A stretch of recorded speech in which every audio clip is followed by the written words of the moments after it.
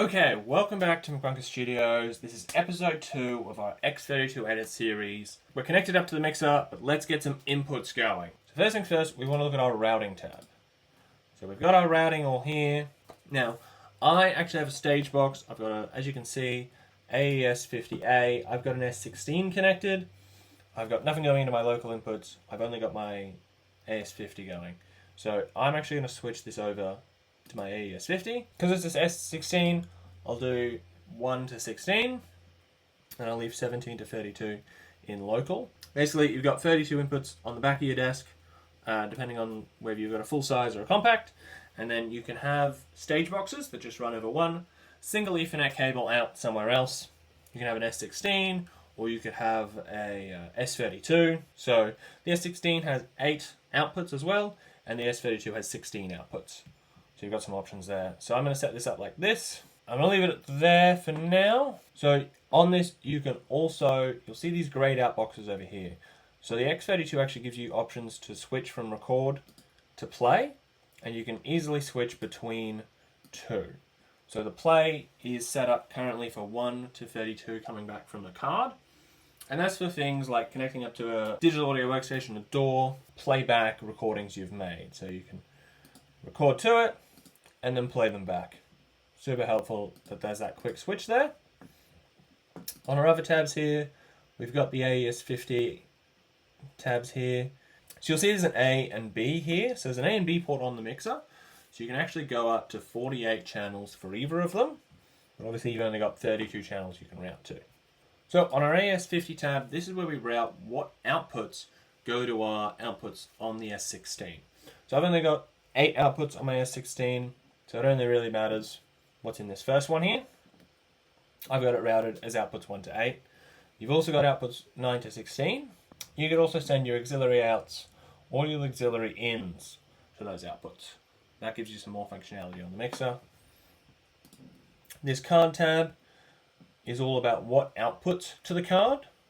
So right now it's set as 1 to 32. Obviously, if you're using AES50, you'd set it for your AES50.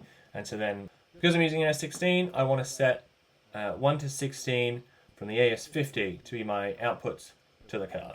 So this is the XLR outputs on the back of the desk. They've got it split into groups of 4 here.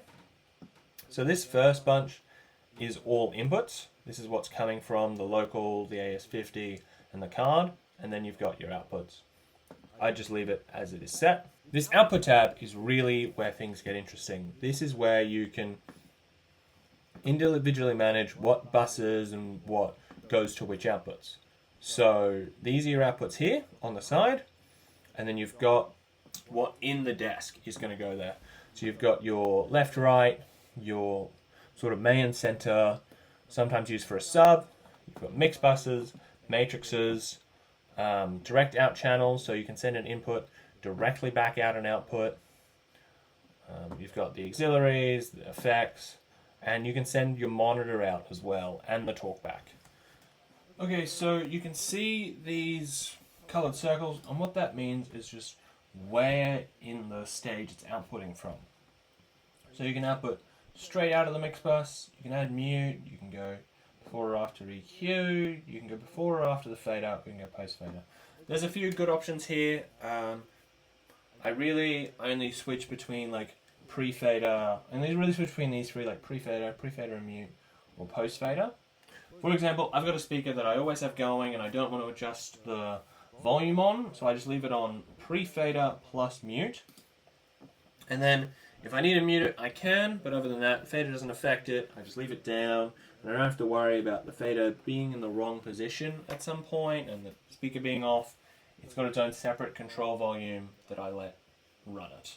Out delay. So this is useful in big concert venues where you've got speakers up the front and then you've got delay stacks further down. You can add the delay to them so that when the sound from the front speakers reaches those second speakers, the delay stacks, that's when the delay stacks fire, as opposed to them both firing at the same time and then the sound being off for the people who can hear both. Output delay is really helpful for that. This page, very similar to our outs 1 to 16, it's just for the auxiliary TS outs on the back of the desk. But same concept, very similar sort of thing. This is the alternate output, so those P16 monitor mixers, you can set what goes to those here. So typically it's channels 1 to 16, and these are also set at pre-EQ by default because there's an EQ on the P16s. But there are some speakers that run over Ultranet instead of via a cable, and so in that case you might then bring them over here and have them post fader left to right. Like I was saying with the Ultranet, same sort of thing here, Turbo Sound IQ series. That's what I was talking about. You've got, you can select your speakers and select a few options there for those. So these last two tabs are really cool. This is something Behringer has added recently. This is your user assigned inputs and outputs. So instead of moving everything in batches of 8s or 4s, you can actually specifically go in here and assign individually routed things. So you've got so you can have the local 1 as your input for 1, and then come over here and have AES50A2 in 2. And so then when you go back to your big routing blocks, you can select user input 1, and it gives you some great options there. It means, say you've got an S32, you've got 32 channels coming in, you've actually got 1 or 2 things you want to plug in from the desk. You can, in say your very first one, you can have 1 and 2 coming in from local, and then everything else you can assign as AES50. So then, in this case, we'd go into our input selection. We'd say we want, when we're on record, we want this all as AES50A, but we actually want 1 to 8 for our user in. And what that's going to mean is channel 1 and 2 are then local, and everything else after that is AES50. So that's some pretty cool functionality. I'm not going to leave it like that for now, because obviously I do have the S16 connected. Set it back to how it was.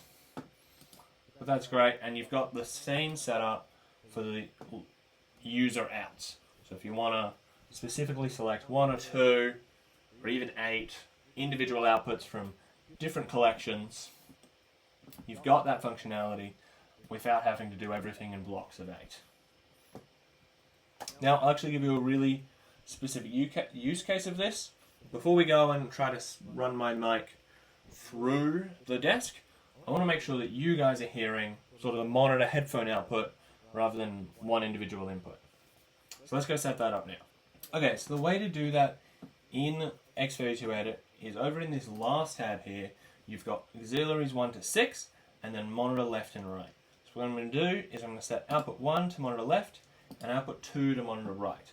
So after I've set those, I'm going to go back to card, and in card set my scroll over, and set my user out 1 to 8 as my outputs on the card. What all that will then mean is my monitor out from the desk is my output to my card on channels 1 to 8 instead of it being inputs. That's really a specific use case for today when I'm recording in sort of a left-right. If you wanted to record to more of a DAW, you probably want input 1 to go to input 1 in your DAW. Right, so that is routing done. So let's close that and get back into the main mixer. So you might have been seeing this little green bar going up and down over here when I'm talking. So I've got a mic on, so let's enter channel and gain stage this. So the first thing you want to do is you want to pull your fader up till it's about unity. What you can actually do on the X32 Edit, which is great, is you can type in the level you want it at. So I can just put in a 0, press enter, and I know it's perfectly at unity. Second thing I want to do is I want to pull up this fader here, put up my main fader, so it's also at unity. And then I'm going to go through, I'm going to gain stage this until we feel like we've got a pretty good level there. That's going to come through, you're going to hear it. We're going to start to see some orange lights. What we're trying to do generally is hit somewhere between negative 18 and negative 12. That's really the hope there. Okay, now that you've got my new mic in, I'm just muting my other mic. So all you can hear is me going through the desk. Okay, so while we're here, just a couple of other quick things. Another thing to mention, obviously you got the mute button down here, fader level. If this wasn't a mic, or if this was a condenser mic, or maybe a DI, you might need to have phantom power on. And over here you can select the picture you want to use. So I've got I got a little mic on, and down on this one you can select the color and the name. So we can make it a pretty blue, and you can say something like mic 1, and then we've got that little mic there. Okay, so now that we've got a mic connected and we've got input going through, in the next video we're going to be looking at more of the config options here, going through the different, configuration, EQ, gate compression, all that sort of stuff. So subscribe so you don't miss that one. Drop a comment if you've got any questions, or if you'd like more detail on anything we've covered, and I'll see you next time.